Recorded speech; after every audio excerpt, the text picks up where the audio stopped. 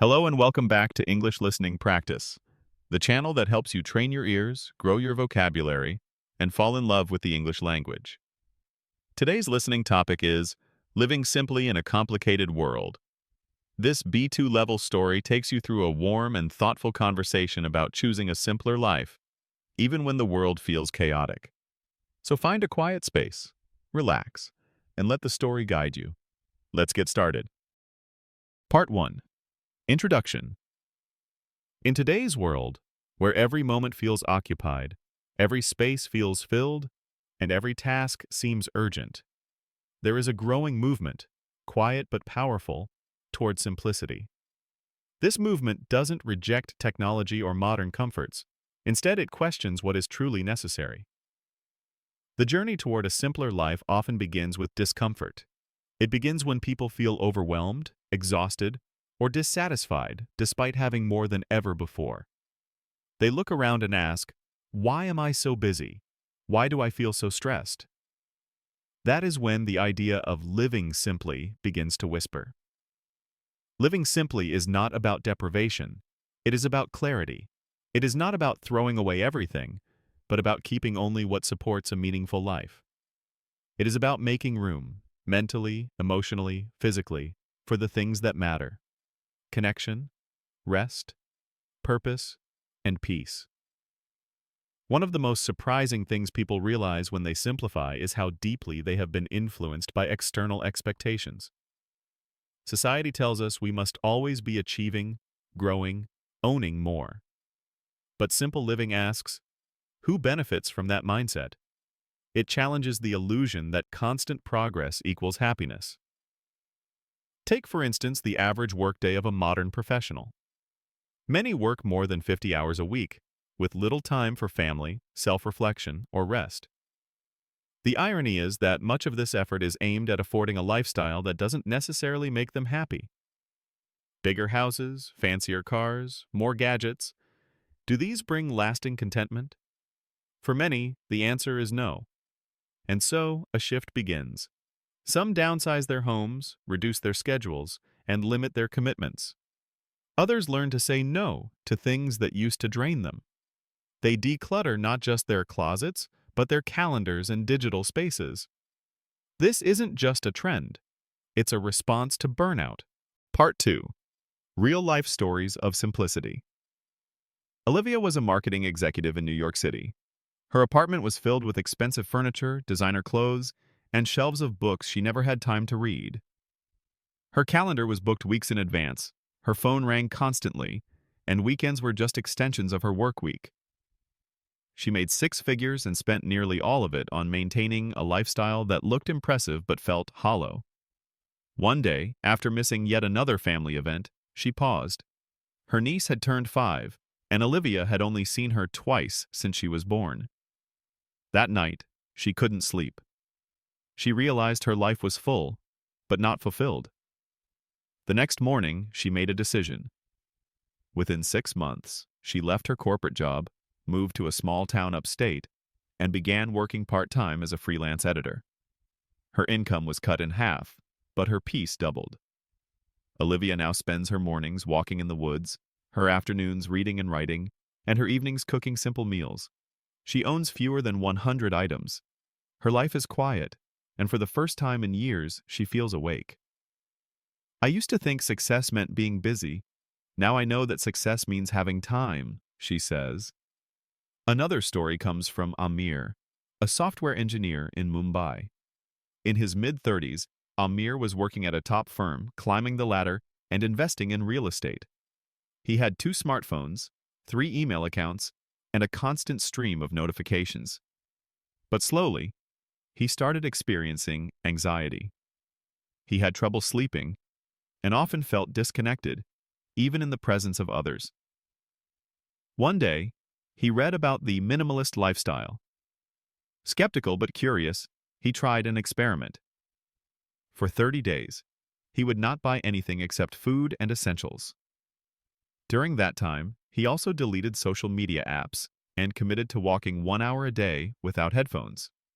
The results were surprising. His sleep improved. His mind felt clearer. He started noticing things.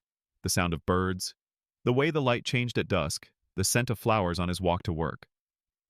Amir now practices what he calls digital minimalism. He only checks email twice a day. He owns one phone. He spends his weekends volunteering at a local school and says, "My richest moments have nothing to do with money." In rural Japan, an elderly couple named Haruto and Emiko live in a traditional wooden home surrounded by trees and rice fields. They have no television, no internet, and no car. Their days are spent tending a small garden, preparing meals from scratch, and writing letters to their grandchildren. They rise with the sun and sleep when it sets. When asked about happiness, Haruto laughs and says, "It's in the steam of morning tea, the soil under my nails, the wind that sings through the bamboo." Simplicity, for them, is not a lifestyle trend. It's the only life they've known, and they believe it is a secret that many modern people have forgotten. Emma, a 24-year-old college graduate in Berlin, discovered simple living out of necessity. Struggling with debt, she moved into a shared flat with no furniture, no TV, and just a mattress. At first, it felt like failure, but gradually, she began to enjoy the freedom. No rent pressure, no clutter, no distractions. She started journaling, learning to cook, and spending time in nature. She says, "I thought I needed money to be happy, but I only needed space, to breathe, to think, to grow." Now she teaches workshops on minimalism for other young people dealing with debt and disillusionment. Around the world, stories like these are becoming more common. People are waking up, not to a new religion or movement, but to an old truth: life can be enough, even beautiful, when it is simple. Part 3. Scientific and psychological evidence behind simplicity. As stories of people simplifying their lives become more common, scientists and psychologists have begun to study the deeper effects of this shift. What they've found confirms what many simple living advocates have felt intuitively for years. Less truly is more, especially for the human mind. One of the most widely cited studies comes from Princeton University, where researchers discovered that physical clutter competes for your attention, reducing performance and increasing stress. In essence, the more visual stimuli in your space, the harder your brain must work to focus. This explains why minimalistic environments, clean, open, and organized, often feel calming. Dr. Shira Gabriel, a psychologist from the University at Buffalo, explores the emotional connection between identity and material possessions. Her research shows that people often buy things not out of necessity, but to construct a version of themselves they want others to see. However, this external image rarely leads to deep satisfaction. Instead, it creates a cycle of dependency on material validation. Neuroscientist Dr. Andrew Huberman notes that the brain thrives in environments where predictability and simplicity are present. Complexity, while sometimes stimulating, can lead to cognitive overload. Our ancestors lived in simple, rhythmic patterns, waking with the sun, working with their hands, resting with the moon. These natural cycles supported mental well-being. In modern society, people live out of sync with those cycles. They eat late, sleep with screens, juggle multiple demands, and rarely experience silence. The result? Chronic stress, anxiety, and disconnection. The World Health Organization has linked urban lifestyles, filled with noise and sensory pollution, to increasing mental health disorders. By contrast, even brief exposures to nature, what scientists call green time, reduce cortisol levels and improve mood. Simplicity, then, is not just an aesthetic, it's a return to balance. Dr. Elizabeth Dunn, a behavioral scientist at the University of British Columbia, studied how people spend money and how it affects their happiness. Her conclusion: people gain more lasting joy from experiences than from things. A walk with a loved one, a home-cooked meal, a handwritten letter, these seemingly small actions provide emotional nourishment that purchases cannot. Another body of research centers around the concept of decision fatigue. Every day, we make hundreds of small decisions, from what to wear to which app to open next. These tiny choices drain our mental energy. That's why some of the most productive people in the world wear the same outfit daily or maintain highly structured routines.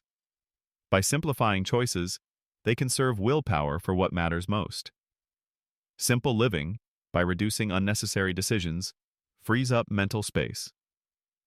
It's like defragmenting a cluttered hard drive. You perform better, think more clearly, and feel lighter. A groundbreaking study from Denmark, a country often ranked among the world's happiest, found that people who prioritize contentment over consumption report higher life satisfaction. Their lives aren't necessarily exciting or glamorous, but they're grounded, peaceful, and rich in connection. In the US, the voluntary simplicity movement has gained traction. Researchers at the University of Colorado found that participants in this movement experienced fewer depressive symptoms and reported more purpose in life. Notably, they felt more in control, a feeling often missing in our over-automated lives. Even in education, schools that reduce visual distractions and encourage unstructured play observe improvements in student focus, emotional regulation, and creativity. Simplicity, it turns out, supports both intellectual and emotional development. The field of environmental psychology confirms that humans are deeply affected by their surroundings. A noisy, cluttered, overstimulated space can trigger the fight-or-flight response. A quiet, orderly, intentional environment activates the parasympathetic nervous system, responsible for rest, digestion, and repair. Simplicity also aligns with ancient wisdom. In Buddhism, the concept of non-attachment teaches that suffering arises from clinging to things, especially those that are impermanent. By releasing the need to accumulate, one can find peace. In Stoicism, another philosophy grounded in simplicity, the goal is to live according to nature, cultivating virtue over possessions. Marcus Aurelius, the Roman emperor and philosopher, wrote, "Very little is needed to make a happy life. It is all within yourself." Across cultures and centuries, the message remains the same. You are not what you own. Your peace lies in what you let go of. Part 4. Challenges and myths about simplicity. Despite its growing appeal, living simply is often misunderstood. Many people imagine it as a life of denial, scarcity, or even laziness. These misconceptions, unfortunately, prevent others from embracing the benefits of a simpler lifestyle. In this section, we'll explore the most common myths and the real challenges that people face when choosing simplicity. One of the biggest myths is that simplicity is only for the rich. Critics say, it's easy to live with less when you already have enough. There's some truth to that. Voluntary simplicity and forced austerity are not the same.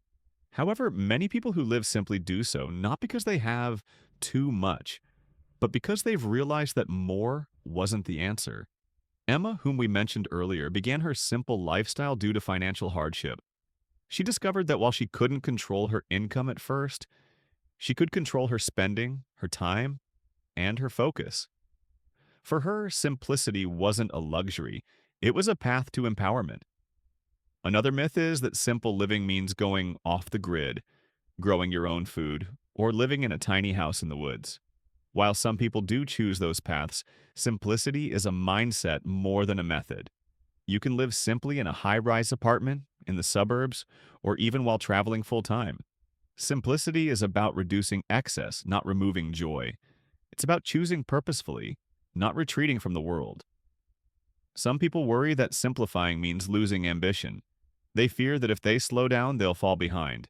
But real ambition doesn't mean constant hustle. It means doing what matters deeply and well.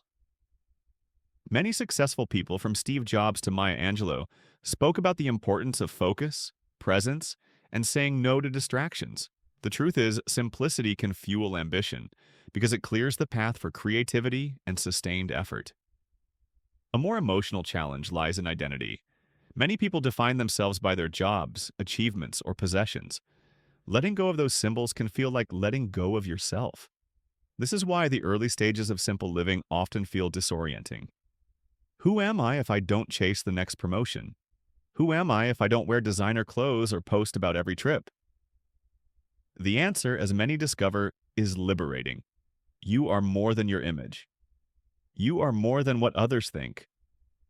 And in that space where ego softens and presence grows, real confidence can take root. Another obstacle is social pressure. Friends, family, and coworkers may not understand or support your decision to live more simply.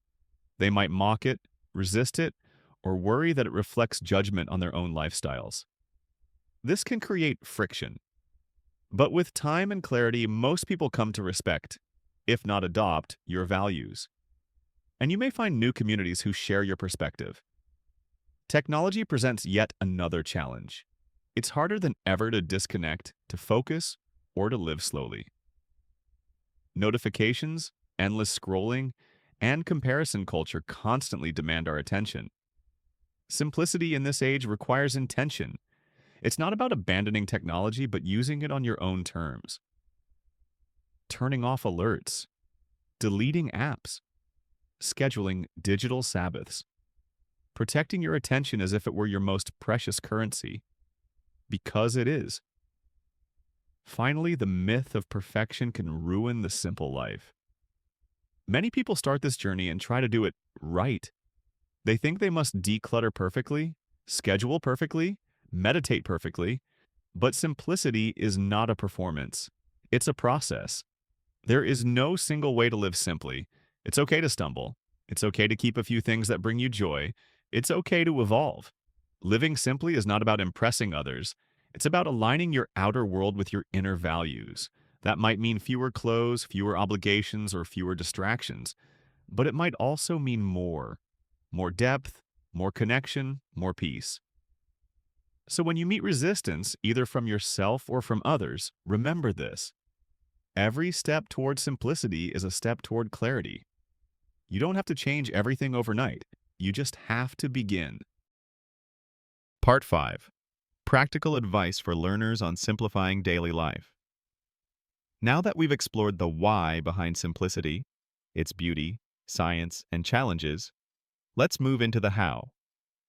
What does it look like, practically, to live a simpler life in today's busy, noisy, digital world? How can learners, professionals, students, or families begin without feeling overwhelmed? The key is to start small and start with intention. Simplicity isn't about throwing everything away. It's about making space for what truly matters. Here are some of the most effective, down-to-earth strategies used by people all over the world. 1. Declutter your physical space, slowly but surely. You don't need to become a minimalist overnight. Start with one drawer, one shelf, or one room. Ask, do I use this? Do I love this? Does this support the life I want? If not, consider letting it go. Donate, recycle, or pass it on. Physical clutter often mirrors mental clutter, and clearing it can bring immediate relief. A good tip is the one in, one out rule. If you buy something new, let something else go. This keeps your space balanced. 2. Simplify your digital life. Our phones, inboxes, and social media are cluttered in invisible ways. Unsubscribe from email lists you never read. Turn off non-essential notifications. Delete apps you haven't opened in a month. Consider having no screen hours each evening or one full digital detox day per week. Your attention is limited. Protect it like gold. 3. Reclaim your time. Most of us are busy, but with what? Track your time for a few days. How much goes into things that truly matter? Make a not-to-do list. Habits or tasks that waste your energy. Examples might include overchecking messages, saying yes to every invitation, or multitasking during meals. Learn to say no gently but firmly. Every time you say no to something that doesn't matter, you say yes to what does. 4. Practice mindful consumption. Before buying something, pause. Ask, why am I buying this? Do I need it? Will it still matter in a week? Advertisements are designed to create need. Simplicity begins when you recognize that you already have enough. Some people adopt a 30-day rule. If you want something non-essential, wait 30 days. Most of the time, the desire fades. 5. Create daily rhythms. Simplicity isn't just about less stuff, it's about more rhythm. Wake up at the same time. Eat without screens. Walk daily. Sleep early. These small rituals bring calm to chaotic days. You don't need to schedule every minute. Just build a few anchors that give your day structure and softness. 6. Journal or reflect. Often, writing down your thoughts clears mental space. Keep a notebook or journal. Each morning or evening, ask yourself, what am I grateful for today? What made me feel rushed or peaceful? What can I let go of tomorrow? Even 5 minutes a day can make a difference. 7. Surround yourself with simplicity lovers. This journey is easier when shared. Look for communities, online or in person, who value simple living. They'll inspire you, support you, and remind you that you're not alone. Talk with friends or family about your journey. You don't need to convince them, but sharing your why can help them understand your how. 8. Reconnect with nature. Walk in a park, sit near a tree, listen to birds. Nature is simplicity in motion. It doesn't rush, it doesn't compete, and it doesn't charge admission. Even city dwellers can find green corners. The more time you spend outside, the more grounded your inside world becomes. 9. Be gentle with yourself. Simplicity isn't a goal you arrive at. It's a lifestyle you grow into. You'll have days when you slip, buy too much, rush too fast, clutter your calendar. That's okay. Return gently. Forgive quickly. Keep moving toward clarity, one quiet choice at a time. 10. Redefine what enough means to you. In a world obsessed with more, dare to say, this is enough. Enough clothes. Enough status. Enough commitments. Enough noise. Write your own definition of success. One that's not built on comparison or constant progress, but on alignment, peace, and joy. Real simplicity isn't about the absence of things. It's about the presence of you. The calmest, clearest, most awake version of you. And the beautiful thing is, it's always within reach. You just have to slow down enough to see it. Part 6. Final reflections and living the message. After such a long and meaningful conversation, it's only natural to pause, to take a breath, and reflect on where we've been. We started by simply asking, what is a simple life? But as we talked, it became clear that the question isn't so simple. A simple life isn't about being poor or passive, nor is it a trend to follow blindly. It's a courageous return to the essentials, a shedding of the unnecessary so we can stand more fully in the necessary. In this modern world of constant motion, fast consumption, and instant distraction, simplicity has become revolutionary. It challenges the way we think, spend, talk, and even rest. It asks us to go against the grain, not because we're trying to be different, but because we're trying to be whole. We've explored the inner reasons, how the mind finds clarity when it's not overloaded. We've looked at scientific evidence, how stress drops, joy rises, and mental health improves when we step away from excess. And we've heard real stories of people who were once caught in the whirlwind, but found peace in quiet choices. Yet, perhaps the most profound truth we've uncovered is this. Simplicity is not the destination, it is the path. It's not about reaching perfection or checking off every minimalist box. It's about living each day with more awareness, more honesty, and more presence. A simpler life will look different for everyone. For one person, it means owning fewer clothes. For another, it means reducing commitments. For someone else, it might be spending less time on social media or more time in the garden. The form changes, but the heart remains. Less noise. More meaning. Let's not forget the power of daily decisions. Every morning, you're invited to begin again. You can choose what to keep, what to release, what to pursue. These choices shape not just your environment, but your soul. And yes, the world will still push you toward more. More speed, more things, more comparison. But simplicity will always be there, whispering the counteroffer. Slow down, look deeper, be here. In this life where we're often told to have it all, what a gift it is to finally realize you don't need it all. You just need enough. And enough, when chosen with love and wisdom, is truly abundant. So wherever you are right now, in a small room, a busy city, a quiet village, a crowded mind, know this. Simplicity is waiting for you. It's already inside you like a forgotten song. And every time you pause, breathe, and return to what matters most, you are already living it. Thank you for listening to this long and heartfelt conversation. May your journey into simplicity be full of light, love, and deep joy. You are not alone, and you are already enough. Pache